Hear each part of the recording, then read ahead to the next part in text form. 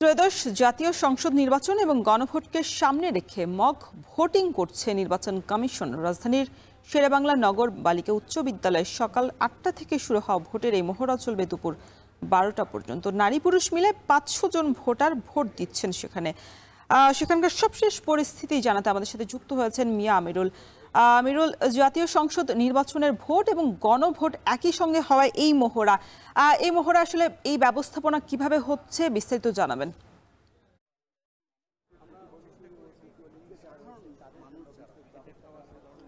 Roston, নিশ্চয়ই আমরা সকালেই আসছিলাম। সকাল থেকে যে বিষয়টি লক্ষ্য করছি যে বলা চলে একেবারে ভোটের আদলেই ভোট হচ্ছে, যেটিকে নাম দেওয়া হয়েছে মক ভোটিং। এবং সেই সাথে আপনি যেমনটি বলছিলেন, এখানে কিন্তু জাতীয় সংসদ নির্বাচনের পাশাপাশি গণভোটের একটি ব্যালট রাখা হয়েছে, সেই সাথে পোস্টাল ব্যালটেরও ব্যবস্থাপনা কিন্তু এই ভোটের মধ্যে রাখা হয়েছে। এবং আমরা যেমনটি লক্ষ্য করছি, এখানটায় কয়েক স্তরের মানুষ তথা কয়েক শ্রেণী পেশার মানুষ কিন্তু এখানে ভোট দিচ্ছেন। তবে সবার মধ্যে মোটা দাগে যে একটি অভিযোগ কিংবা না বুঝতে পারার যে একটি বিষয়, সেটি হচ্ছে যে তারা যে গণভোটে অংশ নিচ্ছেন কিংবা গণভোটটা তারা দিচ্ছেন 4টি প্রশ্নের ঘিরে হা না উত্তর, সেটা অনেকে না বুঝেই তাদেরকে দিতে হচ্ছে। তারা যেটি বলছেন সেটি অনেক ব্যালটের মধ্যে অনেক বিষয় স্পষ্ট না। আর এখানে যেহেতু নানা বয়সী মানুষ, আপনাকে শুরুতে বলছিলাম শিক্ষার্থী যেমন রয়েছে, সেই সাথে এখানে কম শিক্ষিত কিংবা অন্যান্য শ্রেণী পেশার মানুষ কিন্তু রয়েছে, তারা এই বিষয়টি অভিযোগ করছেন। এবং নির্বাচন কমিশনের পক্ষ থেকে এই ভোট ঘিরে,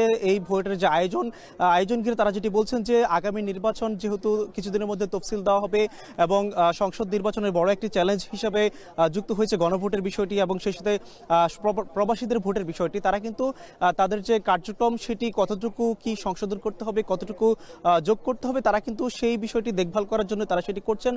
সকালেই এই ভোট কার্যক্রম পরিদর্শনে এসেছিলেন ইসি সিনিয়র সচিব আক্তার আহমেদ।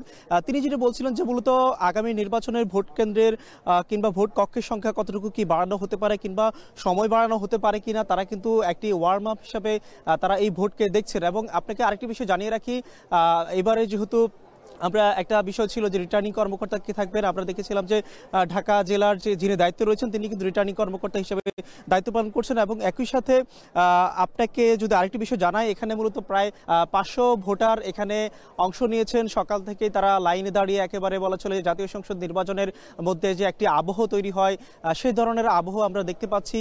এবং বাহিরে আমরা যেটি লক্ষ্য করছিলাম, কেন্দ্রের বাহিরের অংশটায় সেখানে বিপুল পরিমাণ আইন শৃঙ্খলা বাহিনীর উপস্থিতি ছিল।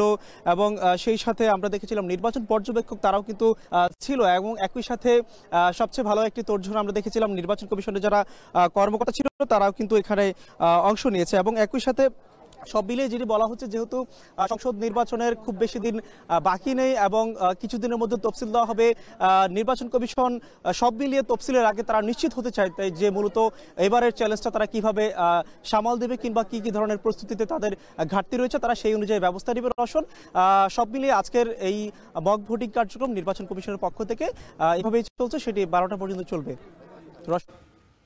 নির্বাচন কমিশনের আয়োজিত মক ভোটিং এর বিস্তারিত জানাচ্ছিলেন সহকর্মী মিয়া আমিরুল।